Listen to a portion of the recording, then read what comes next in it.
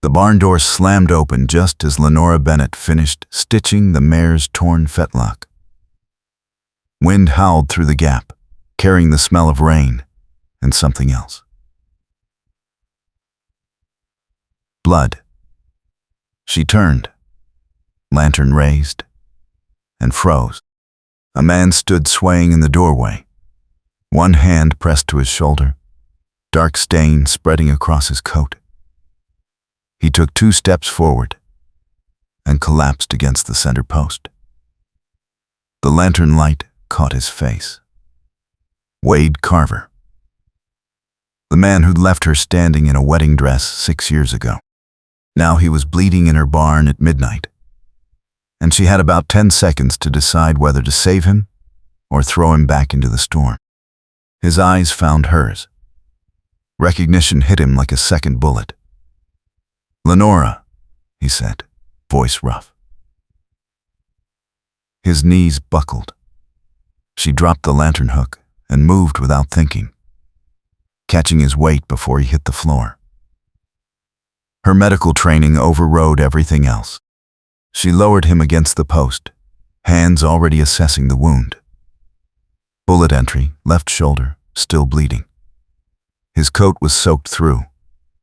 "How long ago?" she demanded. 2 hours, he managed. "Ambush, Canyon Road."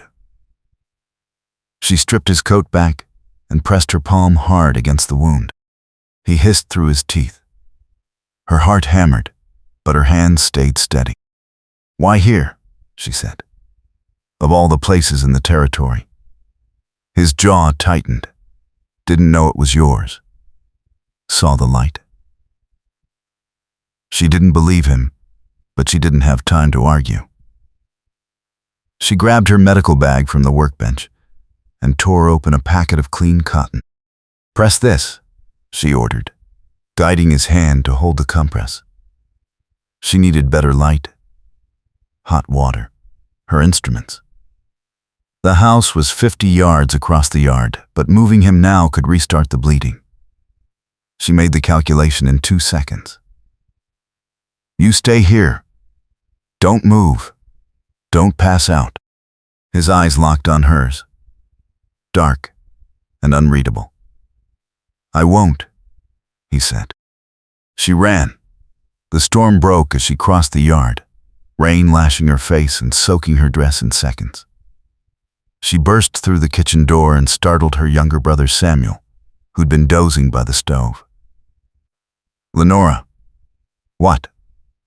"Wounded man in the barn." She cut him off. "Boil water. Bring it and the lamp. Don't ask questions." Samuel's eyes went wide, but he moved. She grabbed the heavy medical case from the parlor, the one with her surgical tools, sutures, carbolic acid. Her hands shook as she latched it. She forced herself to breathe. This was just another patient, just another emergency. The fact that it was Wade Carver bleeding in her barn meant nothing. She returned to find him still conscious, still pressing the compress. "Good," she said. Samuel arrived with the water and lamp, set them down, and stared. "That's Wade Carver," he breathed. "Out," Lenora snapped. Samuel hesitated, then obeyed. She set the second lamp on a crate and arranged her instruments. "The bullet's still in," she said. "I have to remove it. No chloroform, no whiskey to dull the pain. This is going to hurt." Wade nodded. "I know. Do it." She cleaned her hands with carbolic solution, the sharp smell cutting through the barn's earthiness. She cut away the rest of his shirt, exposing the wound fully. The bullet had entered below the collarbone, missed the major vessels, but lodged deep in muscle. She worked in silence. Her probe slid into the wound, and Wade went rigid, breath hissing between clenched teeth.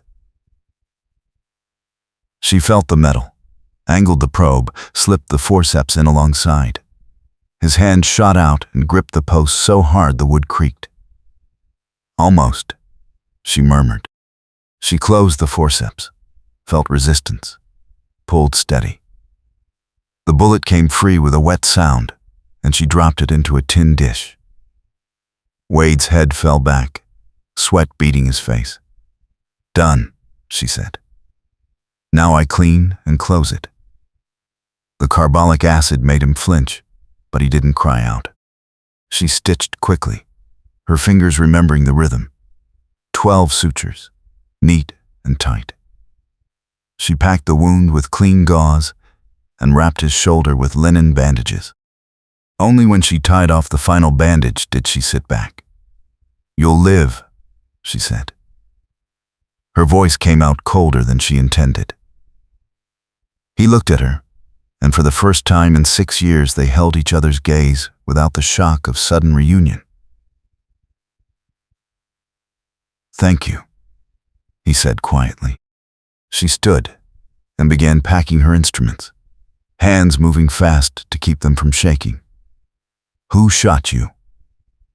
"Railroad men," he said. 3 of them. Canyon south of town. I'm contracted to move a herd through Juniper Pass next week. They wanted me to reroute. I refused. She paused. "Juniper Pass runs through our ranch." He nodded. "I know. That's why they're pushing. Your family holds the access deed." Her stomach dropped. She turned to face him. "What do you know about our deed?" Wade shifted, wincing. "I know the Transcontinental Land Company has been buying up every property between here and the pass. I know they've made your family 3 offers, and your father refused all of them. I know they're getting desperate." Lenora's pulse hammered. "My father died 2 months ago," she said. "The deed passed to me and Samuel. We're not selling." Wade's expression flickered, something like regret crossing his face. "I'm sorry," he said, "about your father." She turned away. "Don't." His silence pressed against her back. After a long moment, he spoke again. "Lenora, why I left?" "No," she cut him off. "You don't get to do this." But he kept talking. "I didn't leave because I didn't want you." She spun around. "Then why?" He met her eyes. "Because I couldn't give you what you deserved.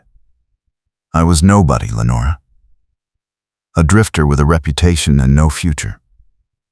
You were the smartest woman in 3 territories, training to be a doctor. I would have dragged you down." Her throat tightened. "That wasn't your choice to make." "I know," he said. "I know. And I've regretted it every day since." The barn felt too small suddenly, the air too thick. She grabbed the medical case. "You can sleep here tonight. In the morning, you leave." She walked toward the house, rain still drumming on the roof. "Lenora," he called. She didn't stop. She didn't sleep. By dawn, she'd paced the kitchen floor so many times Samuel asked if she was trying to wear through the boards. "Wade Carver," he said, shaking his head. "Of all people. What's he doing here?" "Working, apparently," Lenora said. Samuel frowned.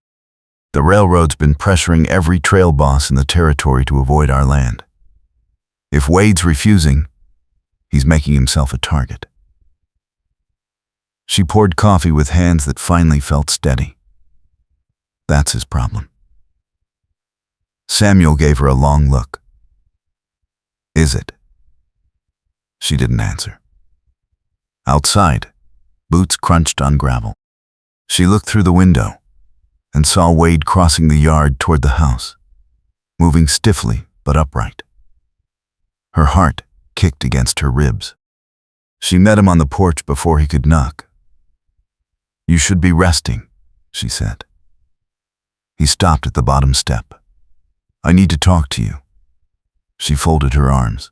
You need to leave. He didn't move. The railroad won't stop with threatening me, Lenora. They're coming for your ranch. You need to understand what you're up against. She descended one step. I understand perfectly. They want our land for the rail line. We're refusing. It's simple. It's not simple, Wade said, voice urgent. They have money, lawyers, hired guns. They'll forge documents, bribe officials, burn you out if they have to. You can't fight them alone. She came down another step, close enough to see the exhaustion in his face. Then it's a good thing I'm not alone.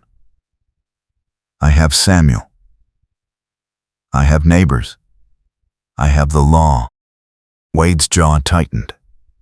The law here is Marshall Crenshaw, and he's been taking railroad money for 6 months. She felt the ground shift under her, but kept her face blank. You don't know that. I do, Wade said.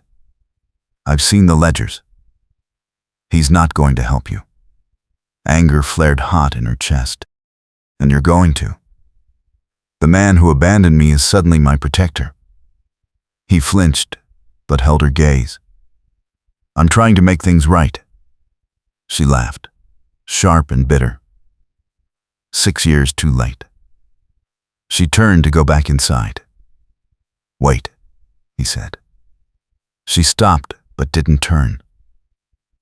There's something else you need to know about why I left.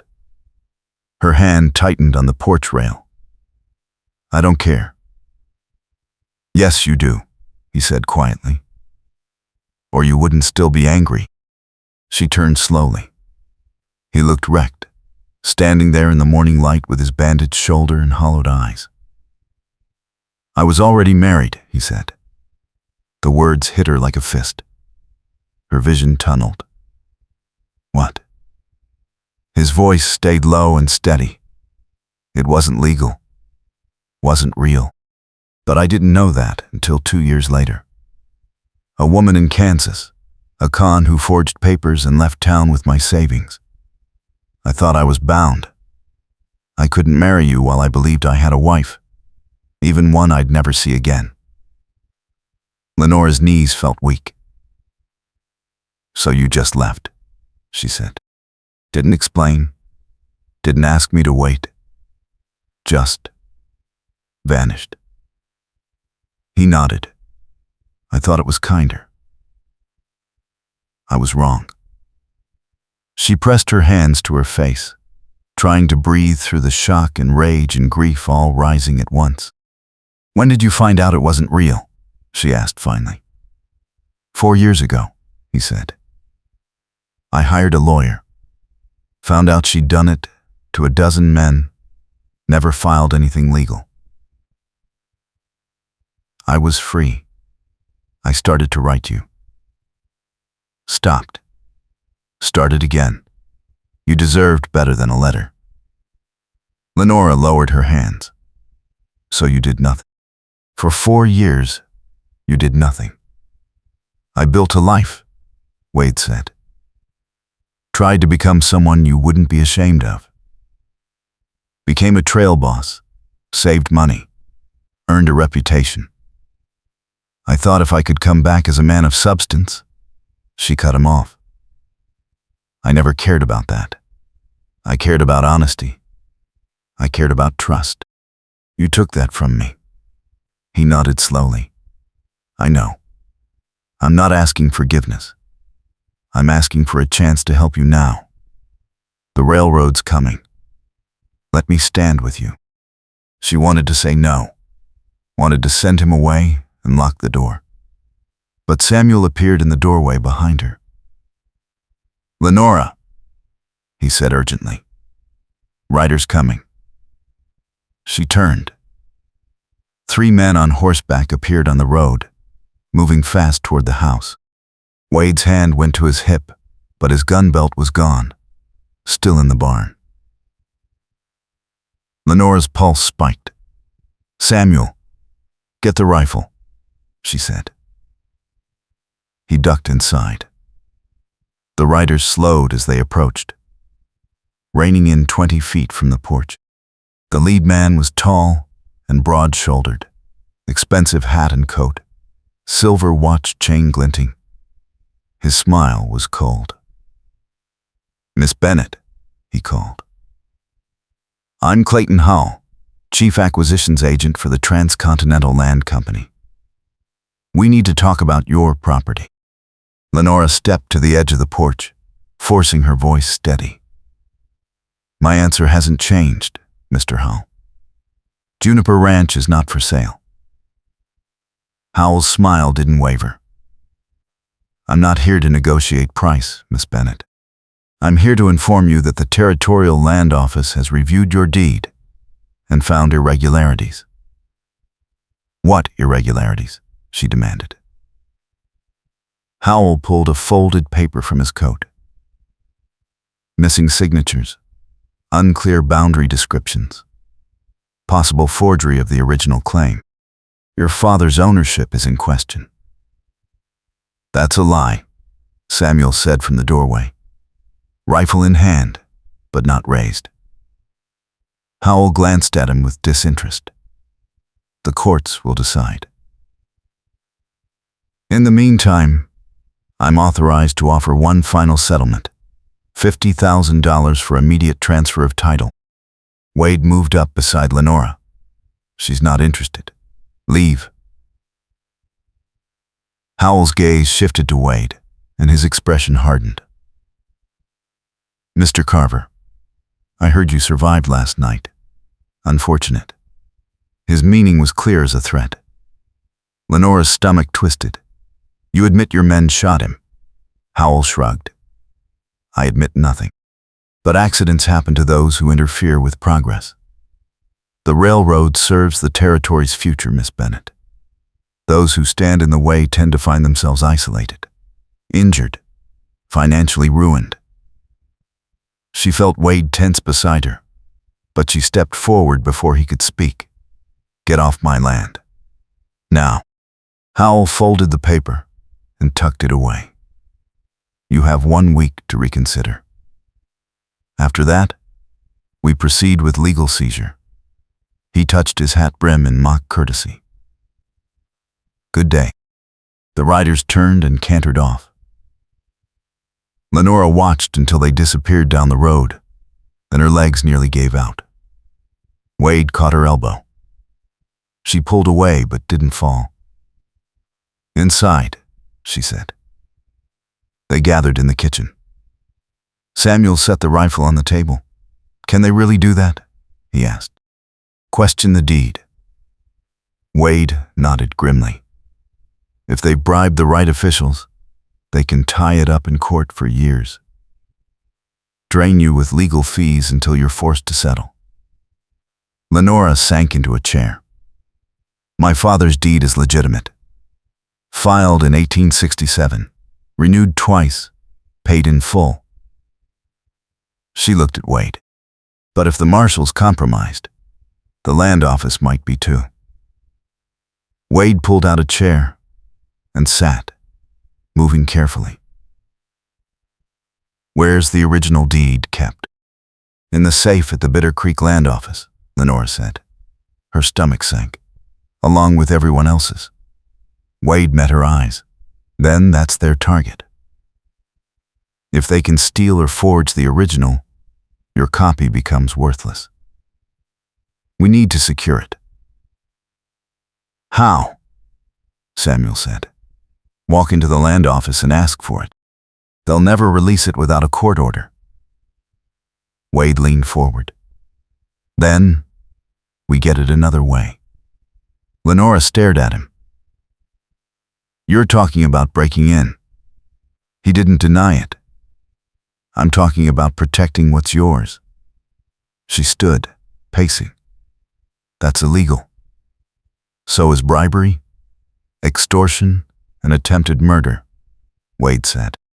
"They're not playing fair, Lenora. You can't either." Samuel looked between them. He's right. If we lose that deed, we lose everything. Lenora pressed her hands to the table. Even if we retrieve it, then what? We can't exactly hide a legal document. We need leverage, Wade said. Something that forces them to back off. Proof of their crimes. A witness willing to testify. She shook her head. Who would risk that? Every person in this territory depends on the railroad for something. They own the freight contracts, the passenger lines, half the businesses in town. Speaking against them is financial suicide. Then we find someone who has nothing left to lose, Wade said. Someone they've already destroyed. Lenora met his gaze and saw the calculation there. You know someone. He nodded slowly. Tom Bridger. Used to own the relay station at Copper Bend. Railroad burned him out last year. Blamed it on Apaches. He's been living rough ever since, drinking away his grief. If we can sober him up and convince him to talk, he's a witness. This is insane, Lenora said. But even as she spoke, her mind was racing through the logistics. The land office closed at 6. The safe was in the back room, older model, possibly pickable. She'd watched her father open it a dozen times. She knew the approximate combination. She looked at Wade. Your shoulder's not healed. You can't do this alone. I'm not asking you to come, he said. Yes, you are, she replied. Because you need someone who knows that's safe. He held her gaze for a long moment. Then we do it tonight. Together. Samuel cleared his throat. And? Me. Lenora turned. No. You stay here. Guard the ranch. If this goes wrong, you need to be clear of it. Samuel's jaw set stubbornly, but he nodded. They planned until sunset. Wade sketched the town layout from memory. The land office sat on Main Street between the general store and the assayer's office. One front entrance, one back door, leading to an alley. The safe was in the rear office. Heavy iron, combination lock. Do you remember the numbers? Wade asked. Lenora closed her eyes, picturing her father's hand on the dial. Starts with 17. Then, something in the 30s. Maybe 34. And ends with 8. Wade grimaced. Maybe isn't good enough. I'll get it, she said with more confidence than she felt. What about the night watchman? Samuel asked. There isn't one, Lenora said. Town's too small. Marshall does rounds, but not on a schedule. We'll have to risk it. Wade folded the map. We go in after midnight. Fast and quiet. Get the deed and get out. As night fell, Lenora changed into dark wool trousers and a man's shirt, clothes she used for riding. She braided her hair tight and pinned it under a dark hat. When she came downstairs, Wade looked at her, and something shifted in his expression. You look like you did that summer, he said quietly, when we used to ride to the creek. She'd been 19, wild and fearless, before medical school, before responsibility, before heartbreak. Don't, she said. He nodded and turned away. They checked their supplies. Dark lantern, pry bar, Wade's revolver retrieved from the barn.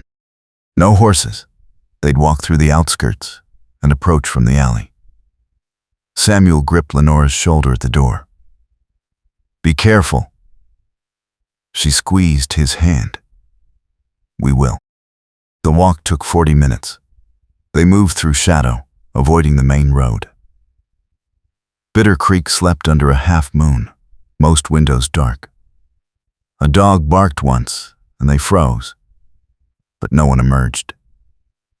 They reached the alley behind the land office, and Wade tested the back door. Locked. He pulled the pry bar from his coat and wedged it into the frame. The wood was old, dry. It splintered with a crack that sounded like a gunshot in the quiet. They both held still, listening. Nothing. Wade pushed the door open and they slipped inside. The office smelled of dust and paper and old tobacco. Lenora lit the dark lantern, keeping the shutter narrow. The safe sat in the corner of the back room, exactly where she remembered. She knelt in front of it, hands trembling. Wade stood by the door, watching the street through a gap in the curtain. Lenora spun the dial, feeling for the resistance points. 17 right. She turned it slowly, listening for the click. There. Now left to 34. She overshot, had to start again. Sweat beaded her forehead. Come on, she whispered. The second number caught. She turned right again. 8. The dial stopped. She pulled the handle. It didn't move. Her heart sank. Wrong combination. Wade glanced back. Problem. She wiped her palms on her trousers. Let me try again. She reset the die. Maybe it was 32, not 34. Or the final number was 18. She tried 17, 32, 18. Nothing. 17, 34, 18. The handle gave. The door swung open. Inside the safe were stacked documents, property deeds bound in ribbon. Lenora's hands moved fast, reading names in the dim light. Anderson, Clemens, Foster. There. Bennett. She pulled it free and unfolded it. The original land grant, her father's signature, the territorial seal. Relief flooded through her. Got it, she breathed. Wade turned. Good. Let's go. She started to close the safe, then froze. There was another document inside, newer paper, crisp edges. She pulled it out. It was a deed transfer form. Juniper Ranch, from Lenora Bennett to Transcontinental Land Company, dated 2 weeks from now. Her signature was already forged at the bottom. They're going to steal it, she whispered. Wade came over, looked at the paper. His face went hard. Take it. We'll use it as evidence. She folded both documents and tucked them inside her shirt. They moved toward the back door. Wade opened it a crack, checked the alley. Clear. They stepped outside and froze. Marshall Crenshaw stood 10 feet away, hand on his holster. His face was shadowed, but his voice was flat. Breaking and entering, Miss Bennett. That's a serious crime. Lenora's mind raced. Marshall, I can explain. Save it. Crenshaw cut her off. Railroad told me you might try something desperate. Didn't believe them until now. Wade stepped forward. She's retrieving her own property. That's not theft. Crenshaw's hand tightened on his gun. Step back, Carver. This doesn't concern you. It does, Wade said. Because you're bought. We know it. The whole territory will know it soon enough. Crenshaw drew his revolver. Shut your mouth. Wade didn't move. You going to shoot us in the street, Marshall? That'll be hard to explain. Crenshaw's jaw worked. You're coming with me. Both of you. Jail until the circuit judge arrives. That'll be 3 weeks. Convenient, Lenora said bitterly. Long enough for the railroad to finish their land grab. Crenshaw gestured with the gun. Move. Wade met Lenora's eyes. She saw the calculation there, the tension coiling in his body. Don't, she said quietly. He ignored her. In one fast motion, Wade lunged forward, shoving Crenshaw's gun arm wide. The revolver fired, the shot deafening in the narrow alley. Lenora screamed. Wade and Crenshaw grappled, crashing into the wall. Wade's wounded shoulder hit hard, and he gasped in pain. Crenshaw raised the gun again, aimed at Wade's chest. Lenora didn't think. She grabbed the pry bar from where Wade had dropped it and swung hard. It connected with Crenshaw's wrist, and the gun flew from his hand, skittering across the dirt. Crenshaw roared and backhanded her. She staggered, vision sparking. Wade tackled him, driving him to the ground. They rolled, fists swinging. Blood streamed from Wade's reopened shoulder wound, but he didn't stop. He got on top, landed 2 solid punches. Crenshaw went limp. Wade climbed off, breathing hard, clutching his shoulder. Lenora scrambled up. We have to go. Now. Voices were shouting from the street. The gunshot had woken the town. Wade grabbed her hand, and they ran. They didn't stop until they reached the creek a mile outside town. Lenora collapsed against a cottonwood, gasping.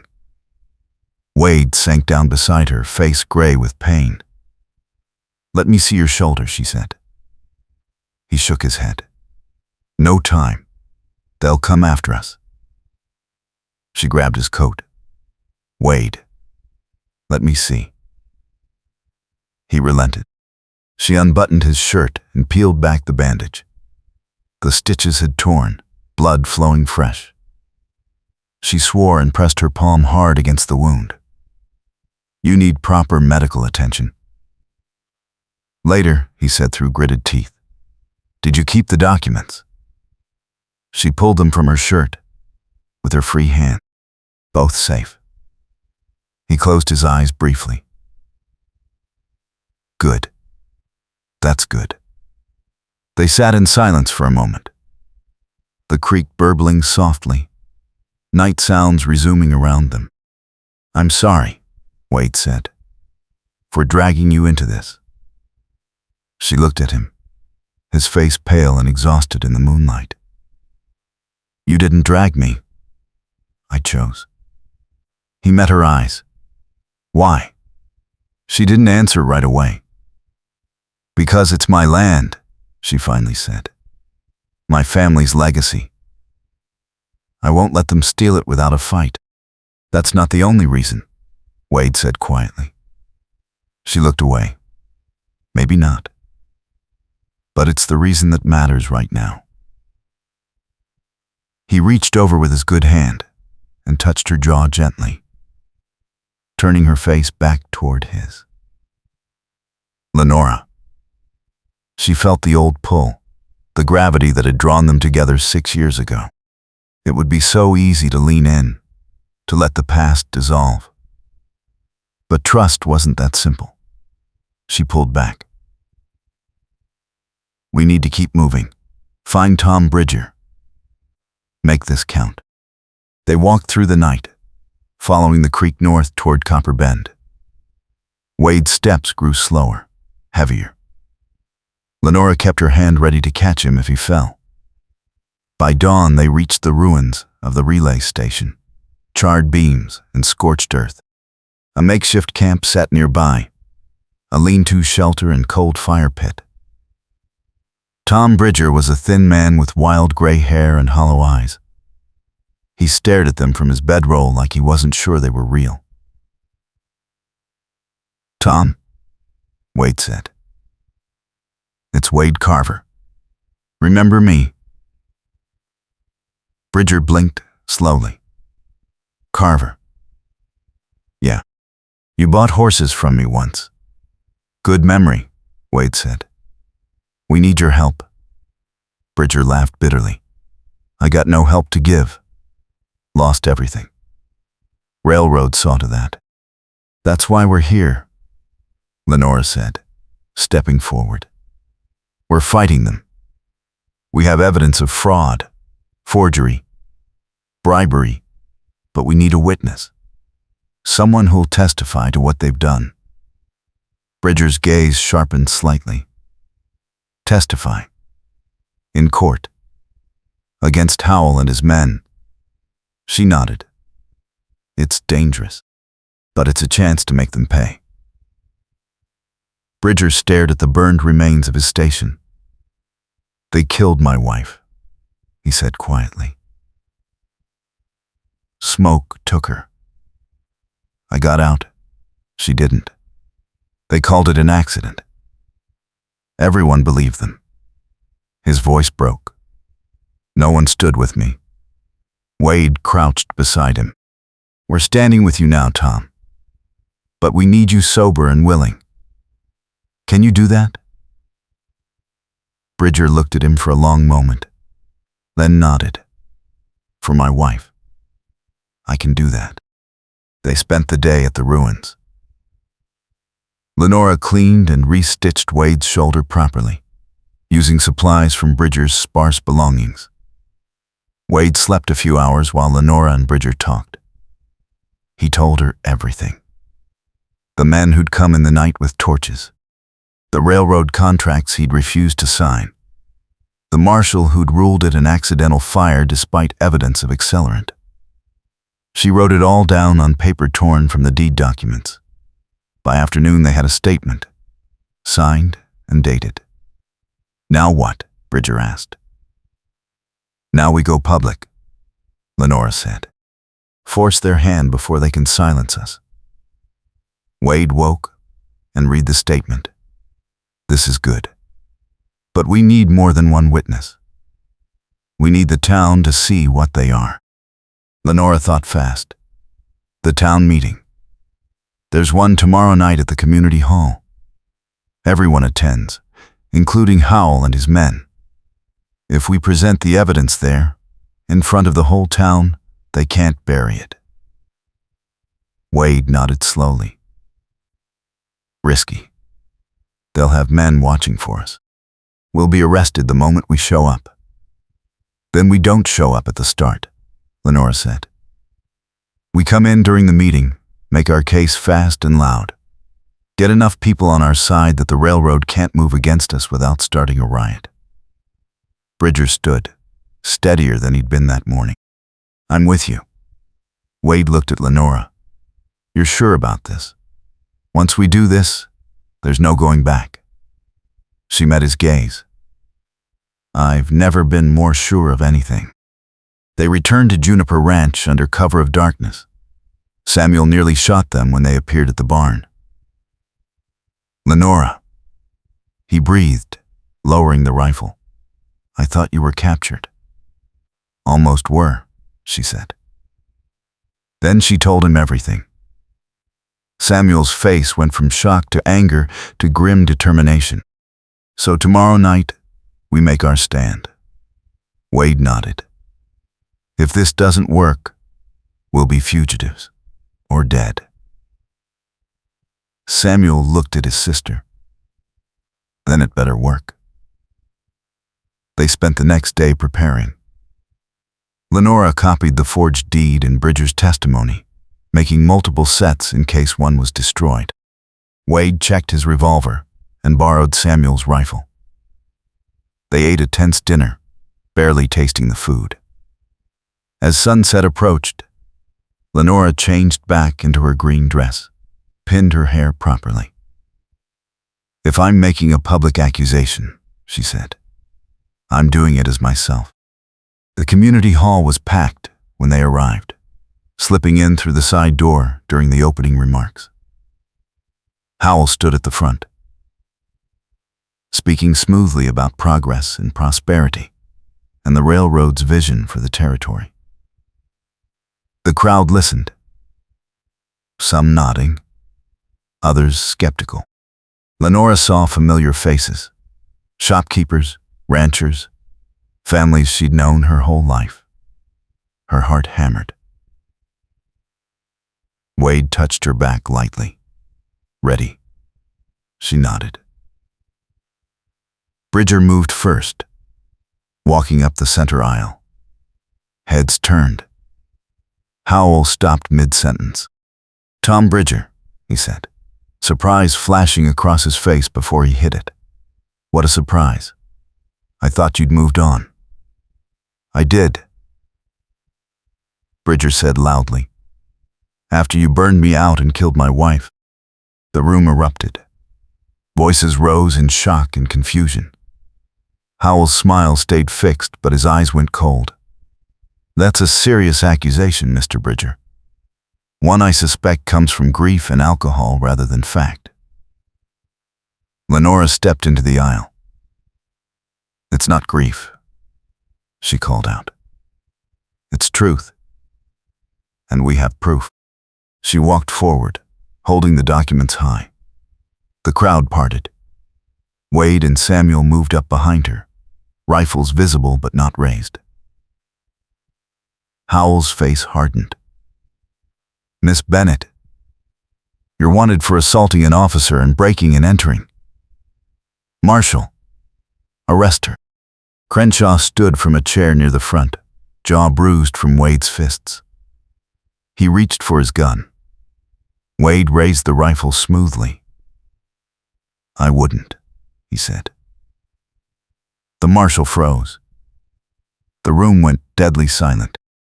Lenora raised her voice.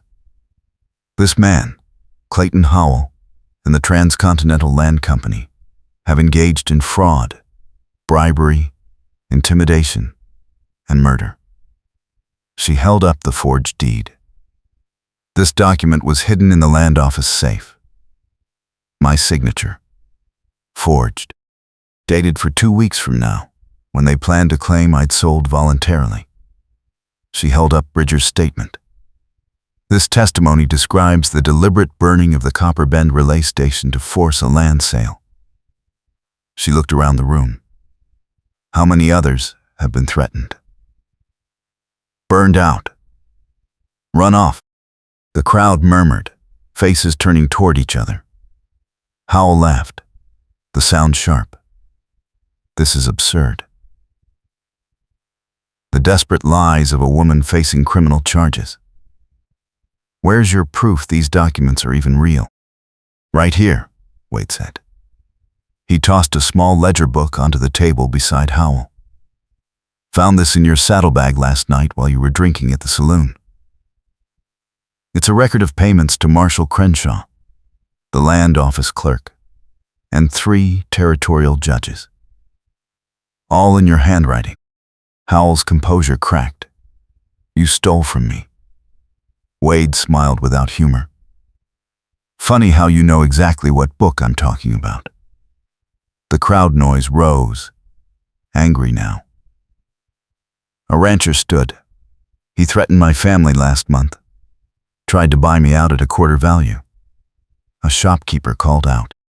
"My freight contracts were canceled when I spoke against the railroad." More voices joined. The room turned into a chaos of accusations. Howell looked around, calculating, and made a decision. He pulled a Derringer from his coat and aimed it at Lenora. "Everyone shut up, or she dies." The room went silent. Wade shifted, but Howell saw. "Don't, Carver. Drop the rifle." Wade hesitated, then lowered it slowly. Samuel did the same. Howell gestured with the Derringer. "You think you've won, Miss Bennett. You think public opinion matters. It doesn't. I have money, lawyers, connections. This will disappear. You'll disappear." Lenora met his eyes, forcing herself not to look at the gun. "Maybe. But everyone here has seen you pull a weapon on an unarmed woman. That won't disappear. And that ledger, those documents, I've made copies, hidden all over the territory. Even if you kill me, the truth is already out. Howell's hand shook slightly. You're bluffing. She wasn't. But she held his gaze without flinching. Try me. A shot rang out. Howell jerked, and the derringer fell from his hand. He staggered, clutching his side. Behind him, a young woman stood with a smoking pistol. Sarah Clemens, the land office clerk's daughter, her face pale but determined. He killed my father, she said. Last week. Made it look like a riding accident, because my father was going to confess. Howell collapsed to his knees. The crowd surged forward. Marshal Crenshaw tried to move, but Wade and Samuel had their rifles back up. Don't, Wade said. Crenshaw raised his hands. Men grabbed Howell, pinning him down. Someone ran for the doctor. Lenora stood frozen, heart racing. Wade appeared beside her. You all right? She nodded shakily. I think so. He touched her face gently. That was the bravest, most reckless thing I've ever seen. She laughed, breathless. Says the man who attacked Marshall. The territorial governor arrived 3 days later with federal marshals. Howell was arrested and transported to the capital for trial. Crenshaw resigned and left town. The land office records were audited and corrected. Lenora's deed was validated. The forged transfer destroyed. Tom Bridger testified before a judge and received a settlement for his losses. The railroad was forced to negotiate fair prices for land access, and the rail line was rerouted to avoid Juniper Ranch entirely. Bitter Creek settled into an uneasy peace, but the tension was gone. People spoke freely. The weight had lifted. Lenora stood on her porch a week after the trial ended, watching the sunset turn the hills gold. She heard boots on the steps and knew without looking who it was. Wade stopped beside her. Your shoulder healing? She asked. Well enough, he said. Doctor says another week and I'll be back to full strength. She smiled slightly. Doctor said that, did she? He returned the smile. Very stern about it, too. They stood in silence for a moment. Then, Wade spoke quietly. I'm leaving tomorrow. My crew's waiting. Got a herd to move through the pass. Her chest tightened. I know. He turned to face her. But I'm coming back, if you'll let me. She looked at him, at the man who'd left her broken, and then stood beside her in the fire. Why? Because I love you, he said simply. I never stopped. I made a terrible mistake 6 years ago. I won't make it again. I want to build a life here, with you. If you'll have me. She wanted to say yes immediately, but the words stuck. Wade, He held up a hand. I know. Trust isn't rebuilt overnight. I'm not asking you to forgive me or marry me or even love me back. I'm asking for time. Let me prove I'm not going anywhere. Let me earn your trust again. She looked into his eyes and saw no calculation, no hidden agenda, just hope and raw honesty. I'm not easy to live with, she said.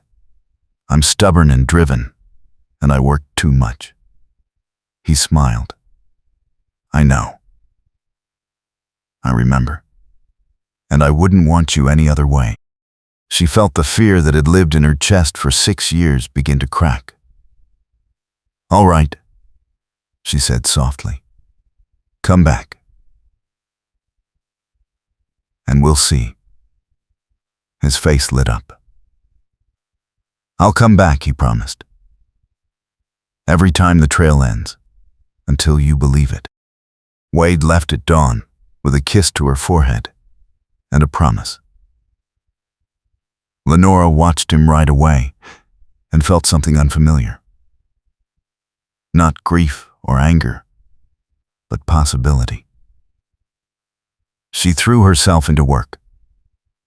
The ranch needed rebuilding, the barn repairs, fence mending. Samuel joked that she was trying to do 10 years of maintenance in 10 weeks. "Maybe I am," she said. "Keeps me from thinking too much."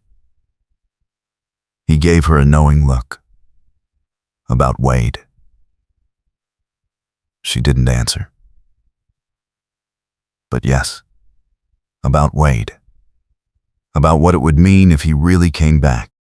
About whether she could open herself to that kind of hurt again. The weeks passed. Spring turned to summer. The ranch began to look like itself again. And then one evening, as she was closing the barn, she heard hoofbeats. Wade rode into the yard, dusty and tired and smiling. "Told you I'd come back," he called. Her heart leaped. She walked toward him, trying to look calm. "How was the trail?" "Long," he said, dismounting. "Lonely. But the herd made it through. Got paid." He pulled an envelope from his coat. "Brought you something." She took it. Inside was a bank draft and a piece of paper. The draft was for half his trail earnings. The paper was a proposal. Not marriage, not yet. But a partnership. He wanted to invest in expanding the ranch, breeding horses, building something together. "I meant what I said," Wade told her. "I want a life here. With you, however that looks." She stared at the paper, emotions swirling. "This is too much. It's not charity," he said. "It's investment. In the ranch. In us. In the future." She looked up at him. "And if I say no, then I try again next time," he said simply. "And the time after that. Until you believe I'm staying." She folded the paper carefully. "I don't need your money, Wade. I need your honesty." He stepped closer. "You have it. All of it. No more secrets. No more running. I'm here, for however long it takes." She searched his face and saw only sincerity. "Then stay for dinner," she said. He smiled, slow and warm. "I'd like that." They walked toward the house together. Samuel met them at the door, grinned, and silently handed Wade a plate. Over the meal they talked. About the trail. About the ranch. About plans. It felt easy, natural, like something that had been waiting to happen for 6 years. Wade kept coming back. After every trail run, he returned. Sometimes for a week, sometimes for a day. But he came. And slowly, carefully, Lenora let him in. They worked side by side, mending fences, breaking horses, negotiating new contracts. He made her laugh. He listened when she talked about her patients, her worries, her dreams. He never pushed for more than she was ready to give. And one day, 6 months after the town hall confrontation, she realized she'd stopped bracing for him to leave. He was simply there, part of her life, part of the ranch, part of her. They were standing by the creek, the same place they'd collapsed after fleeing town, when she finally said it. "I trust you." He turned, surprise and joy mingling on his face. "Lenora, I trust you," she repeated. "And I love you. I think I've loved you this whole time. I just couldn't let myself believe it." He pulled her close, careful and reverent. "I love you," he said against her hair. "I'll spend the rest of my life earning that trust." She pulled back just enough to look at him, then asked me. His eyes widened. "Lenora, I don't have a ring. I didn't plan." "Ask me," she said, smiling.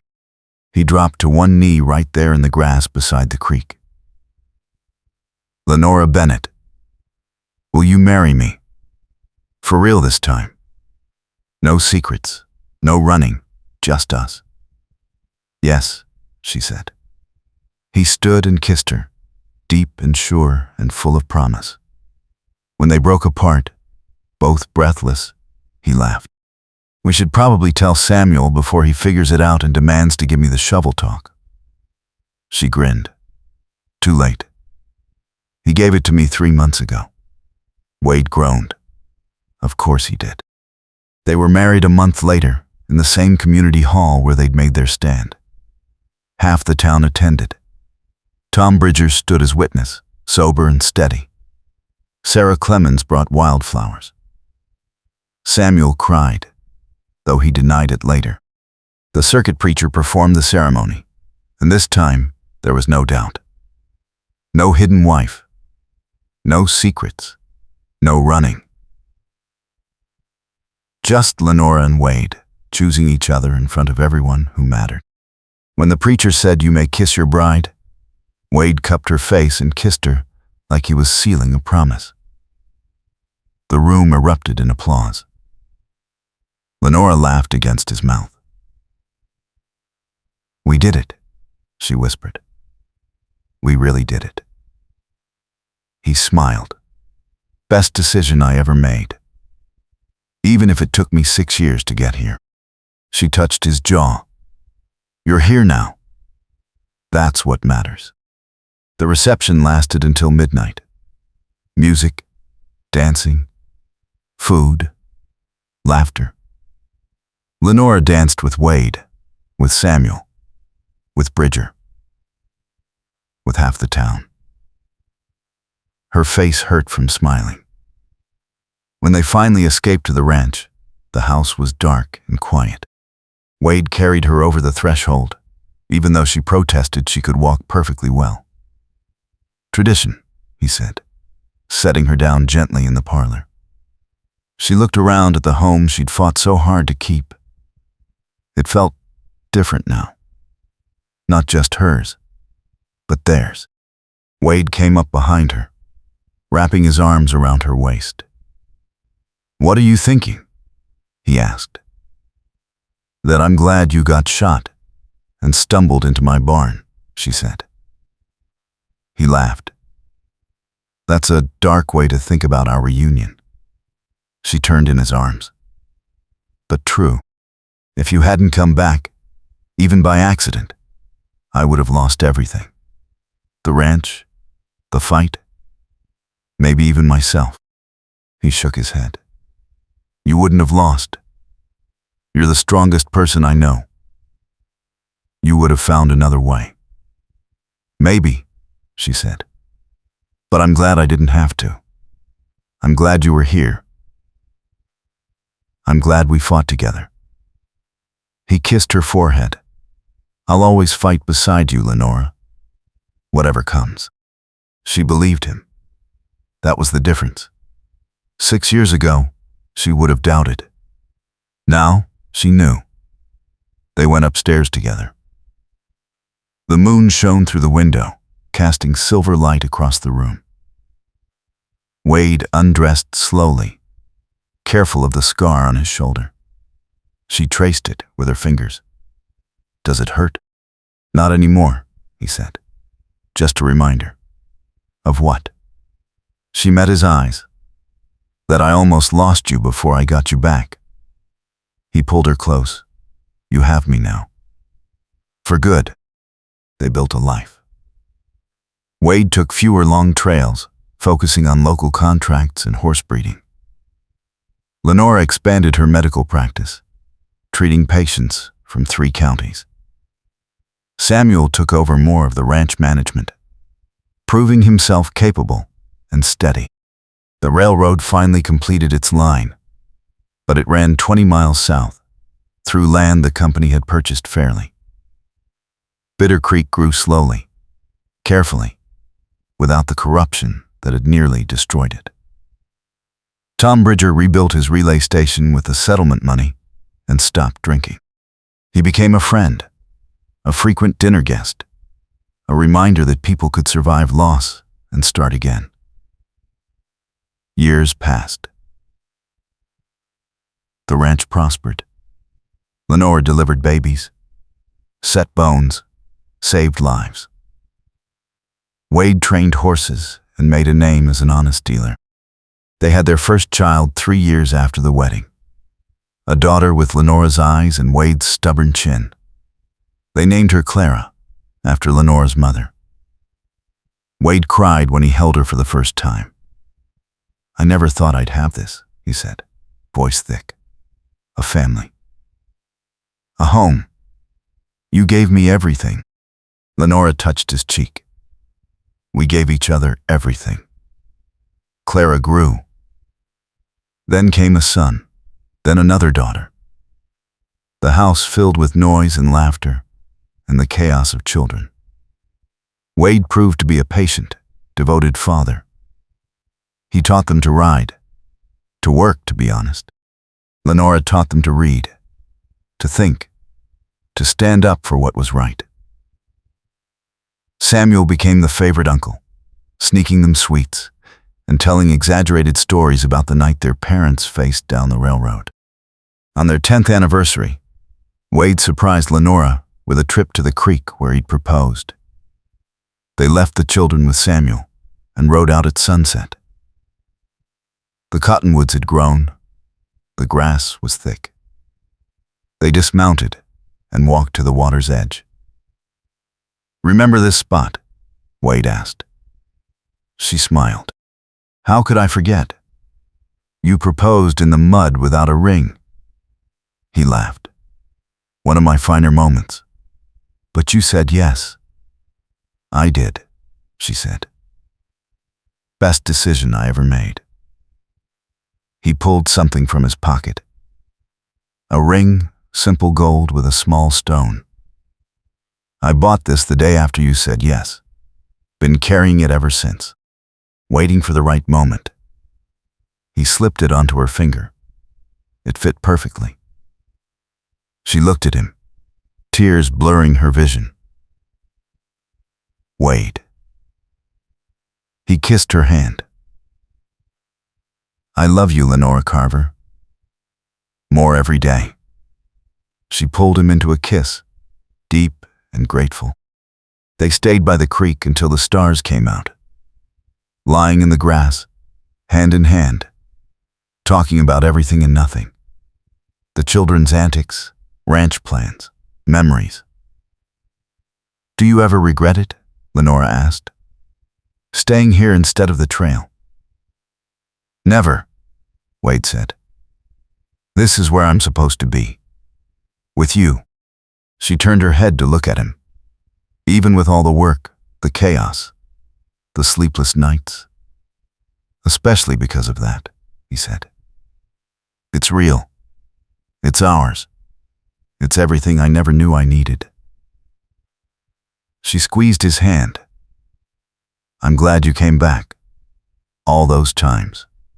Until I believed it." He smiled. "I would have come back 100 more." She believed that too. They rode home, under the stars, the ranch lights glowing in the distance like a beacon. The children grew into young adults. Clara became a teacher. The son, named Thomas after Bridger, took over the ranch. The youngest daughter studied medicine in the city, following her mother's path.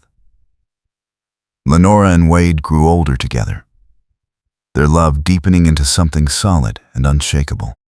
They sat on the porch most evenings, watching the sunset, holding hands. Sometimes they talked, sometimes they didn't. The silence was comfortable. On their 20th anniversary, Samuel organized a surprise party. The whole town came. Tom Bridger, now silver-haired and dignified. Sarah Clemens, married with children. Neighbors, friends, patients. People whose lives had been touched by the stand Lenora and Wade had made 2 decades ago. During the speeches, Thomas stood and raised his glass. "To my parents," he said, "who taught me that love isn't just a feeling. It's a choice you make every day. To fight for each other, to stand together, to build something that lasts." The room erupted in agreement. Lenora looked at Wade, tears in her eyes. He smiled and whispered, "We did good." She nodded. "We did." That night, after everyone left, they walked out to the barn. The same barn where Wade had collapsed all those years ago.